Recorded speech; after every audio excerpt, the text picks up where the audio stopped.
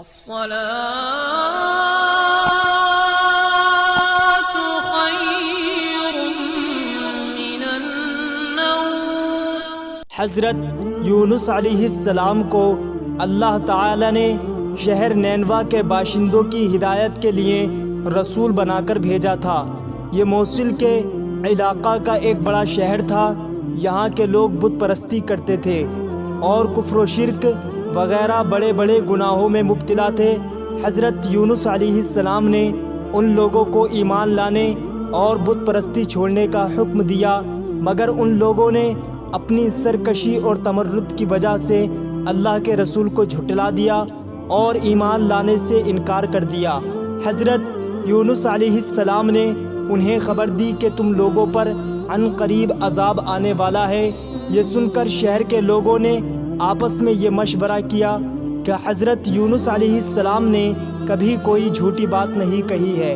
اس لیے یہ دیکھو کہ اگر وہ رات کو اس شہر میں رہیں جب تو سمجھ لو کہ کوئی خطرہ نہیں ہے، اور اگر انہوں نے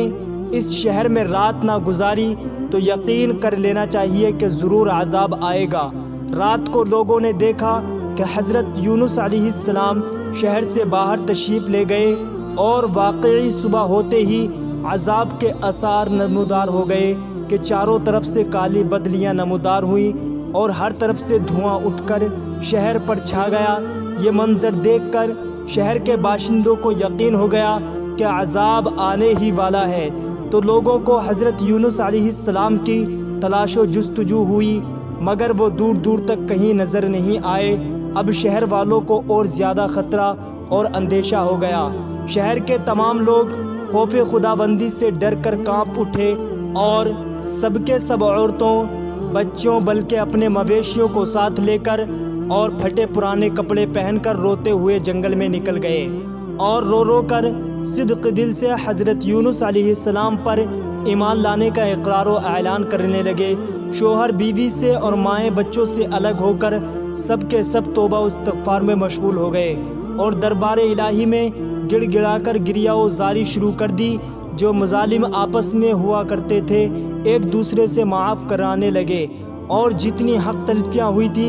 سب کی آپس میں معافی تلافی کرنے لگے۔ غرض سچی توبہ کر کے خدا سے یہ عہد کر لیا کہ حضرت یونس علیہ السلام جو کچھ خدا کا پیغام لائے ہیں ہم ان پر صدق دل سے ایمان لائے۔ اللہ تعالیٰ کو شہر والوں کی بے قراری اور مخلصانہ گریہ وزاری پر رحم آیا اور عذاب اٹھا لیا گیا۔ ناگہاں دھواں اور عذاب کی بدلیاں رفع ہو گئی، اور تمام لوگ پھر شہر میں آ کر امن و چین کے ساتھ رہنے لگے۔ اس واقعہ کو ذکر کرتے ہوئے خداوند قدوس نے قرآن مجید میں یوں ارشاد فرمایا: فلولا كانت قرية آمنت فنفعها إيمانها إلا قوم يونس لما آمنوا كشفنا عنهم عذاب الخزي في الحياة الدنيا ومتعناهم إلى حين۔ تو ہوئی ہوگی نہ کوئی بستی کہ ایمان لاتی تو اس کا ایمان کام آتا، ہاں یونس کی قوم جب وہ ایمان لائے تو ہم نے ان سے رسوائی کا عذاب دنیا کی زندگی میں ہٹا دیا اور ایک وقت تک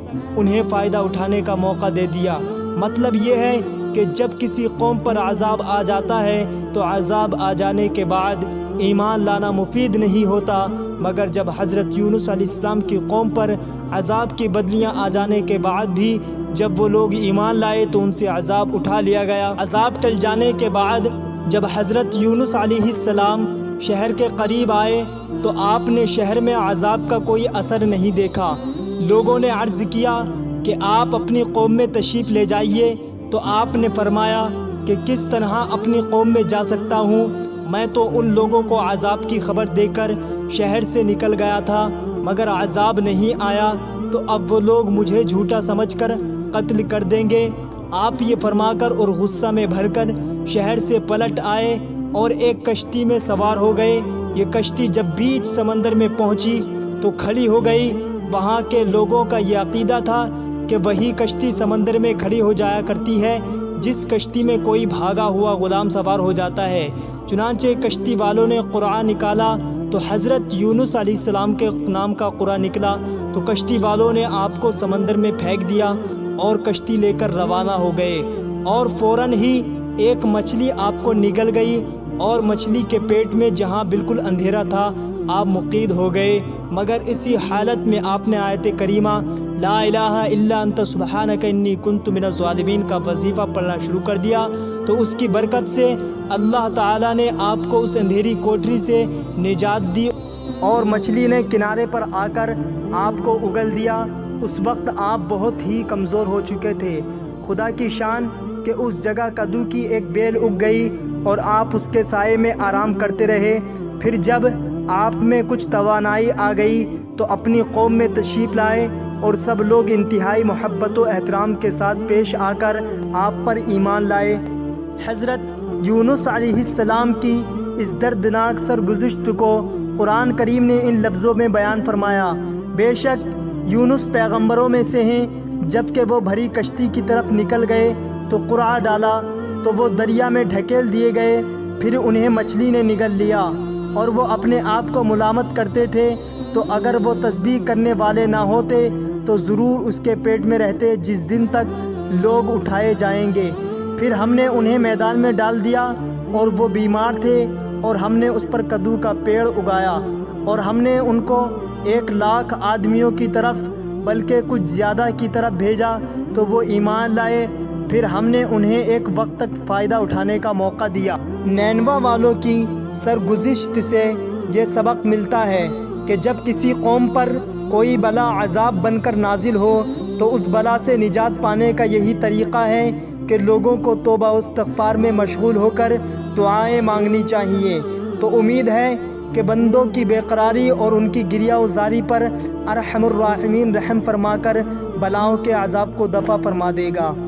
حضرت یونس علیہ السلام کی دل دہلانے والی مصیبت اور مشکلات سے یہ ہدایت ملتی ہے کہ اللہ تعالیٰ اپنے خاص بندوں کو کس کس طرح امتحان میں ڈالتا ہے، لیکن جب بندے امتحان میں پڑھ کر صبر و استقامت کا دامن نہیں چھوڑتے اور عین بلاؤں کے طوفان میں بھی خدا کی یاد سے غافل نہیں ہوتے تو ارحم الراحمین اپنے بندوں کی نجات کا غیب سے انتظام فرما دیتا ہے۔ کوئی ایسا سوچ بھی نہیں سکتا۔ غور کیجئے کہ حضرت یونس علیہ السلام کو جب کشتی والوں نے سمندر میں پھینک دیا تو ان کی زندگی اور سلامتی کا کون سا ذریعہ باقی رہ گیا تھا؟ پھر انہیں مچھلی نے نگل لیا تو اب بھلا ان کی حیات کا کون سا سہارا رہ گیا تھا؟ مگر اسی حالت میں آپ نے جب آیت کریمہ کا وظیفہ پڑھا تو اللہ نے انہیں مچھلی کے پیٹ میں بھی زندہ و سلامت رکھا، اور پھر مچھلی کے پیٹ سے انہیں ایک میدان میں پہنچا دیا، اور پھر انہیں تندرستی و سلامتی کے ساتھ ان کی قوم اور وطن میں پہنچا دیا،